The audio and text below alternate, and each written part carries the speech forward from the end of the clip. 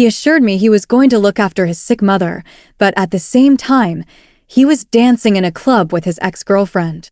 I found out the truth not from him, but from her Instagram, a photo of them embracing with the caption, "Forever together."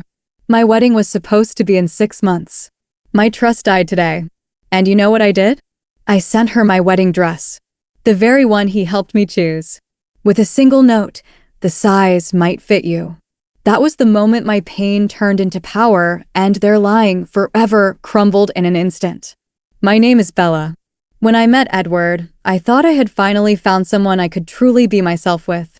He was attentive, calm, and always a good listener. We dated for almost 3 years before he proposed to me during a vacation on the California coast. Sand, a sunset, a ring in his hands, and his words, "I can't imagine my life without you." I even cried happy tears back then. We planned the wedding in 6 months in the spring. I had already found the dress, we chose the venue, and even sent out invitations to close friends. We lived together like a married couple, sharing daily life, dreams, even a bank account. I believed this was true love.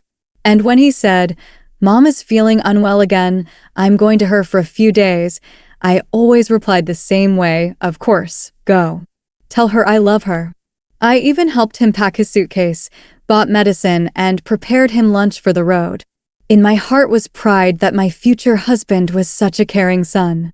Edward often went to his mother. She truly had health problems, diabetes, heart issues, and constant hospitalizations. I never doubted his words. On the contrary, I was proud of him. Every time he packed his suitcase, I helped. I put in warm clothes, prepared homemade soup in a container, and even bought fruit for him to take to her. He always thanked me, kissed me on the forehead, and said, "You are the best. I'm happy to have you by my side." And I believed him. He might leave for 3 or 4 days, sometimes longer, if his mother got worse. I never complained, even when I felt lonely. We often joked that after the wedding, his mother would call me a saint because I was so patient with all his trips. Sometimes I even offered to come along to help or cook something. But he always refused. She doesn't like having strangers at home. She's a bit stubborn, you know. I laughed and agreed. It never even occurred to me that this care was a cover for something else. It all started with small things. During one of his regular trips to Mom, something in his behavior changed. Usually, he called me every evening, told me about his day, what he cooked for his mother, and even joked that she scolded him for over-salted soup. But this time, silence. The first day, I didn't pay attention. The second, I started to worry. His messages became short and cold. "Everything is fine. Mom is resting. We'll talk tomorrow." When I suggested calling, he replied, "Can't right now, she's nearby." And when I wanted to visit, it felt like I was violating some prohibition.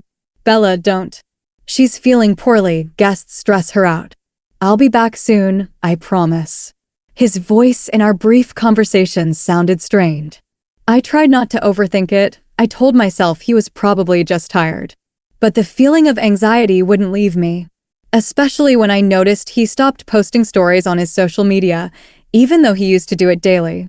And one evening, looking at our joint photos on the wall, I suddenly felt that this house seemed empty not just without him, but without the trust one had always had. Everything collapsed in a moment. That evening, I was sitting at home with my laptop, working on the wedding guest list. And suddenly, I received a message from a friend. "Bella, did you see this?" She sent me a screenshot from Instagram. In the photo, Edward at a club, in the familiar light shirt I had ironed for him myself before his trip to Mom. His hand was on the waist of Amber, his ex-girlfriend, the very one he once said, "There's nothing left between us. I don't even know where she is now." The caption under the photo was like a stab with a knife. "Forever together." I couldn't breathe for a few seconds. My heart just stopped, and only his words echoed in my head. "Mom can't sleep. I'm next to her." The same day, the same time, I felt physically ill. My hands were shaking, and I reread the caption again and again, as if hoping it was someone's cruel parody. But the likes, the comments, his shadow in the mirror behind Amber, everything was too real. In that moment, I felt something inside me break. 3 years of trust, love, and plans, it all turned into a bitter, sticky deception. I remember that night down to every second. I sat in the kitchen, in complete darkness, holding my phone. The screen occasionally went dark, and I would turn it on again to make sure the photo was real, that I hadn't imagined it. My body trembled, my eyes burned, but there were no tears left.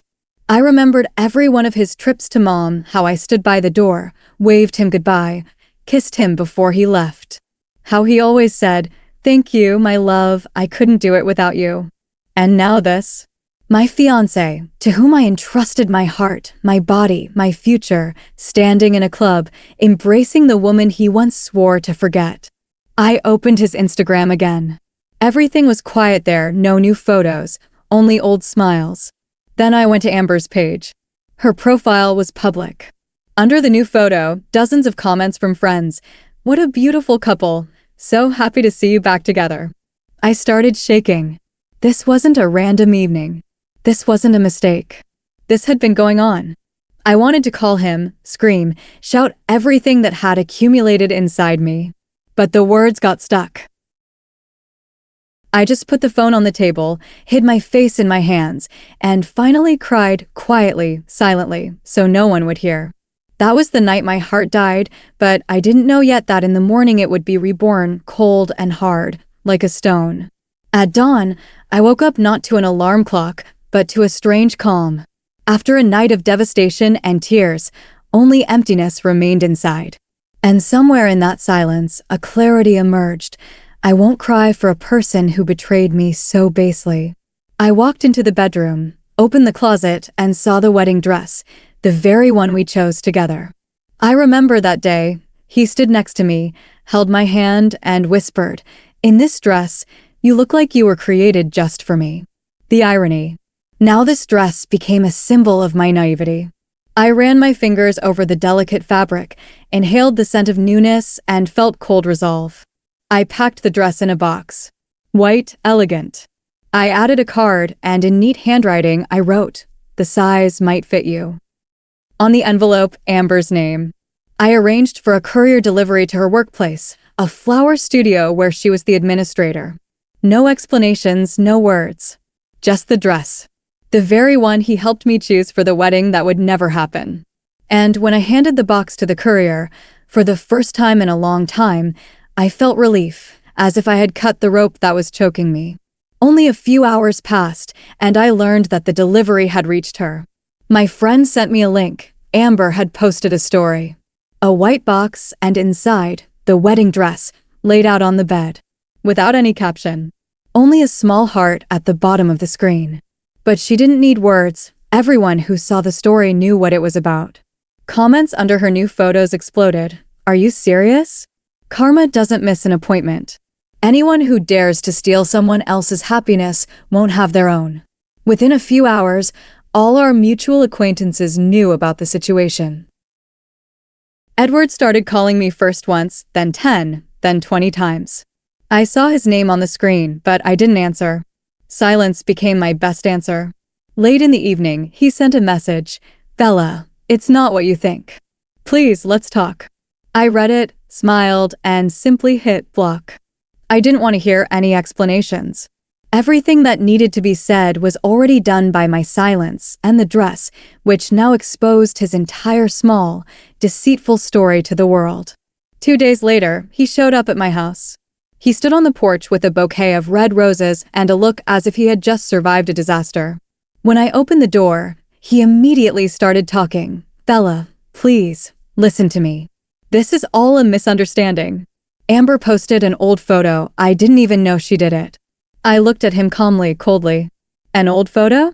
I asked. "In the same shirt I ironed for you last week?" He lowered his eyes.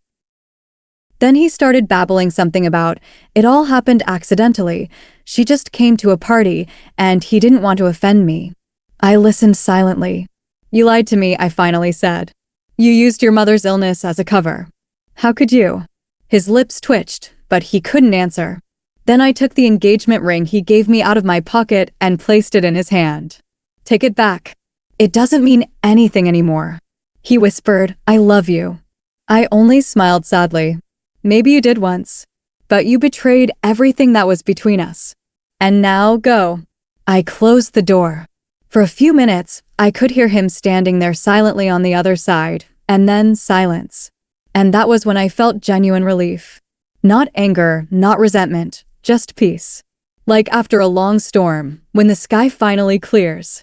After that conversation, it was as if I woke up from a long sleep. The apartment had many small things that reminded me of him. A mug with his initials, his favorite sweater, joint photos and frames. Slowly, day by day, I got rid of everything, not out of anger, but out of a desire to clear the space. Each discarded item became a step toward freedom. I took time off work and went to the ocean, to the place where he once proposed to me. But this time, I stood alone on the same beach. Without the ring, without the pain. Just me, the salty wind, and the feeling that I could finally breathe. I started a blog about recovering after betrayal. I told my story, honestly, without embellishment. I titled the video, "I Sent My Wedding Dress to My Fiancé's Mistress." The video went viral. Women from all over the world wrote to me, "You did what I didn't dare to do. You restored my faith in myself." I realized I wasn't alone. There are thousands like me. And with every comment, I grew stronger. My pain turned into power. My betrayal into inspiration. And my ex-fiancé, just a page in my past that I won't open again.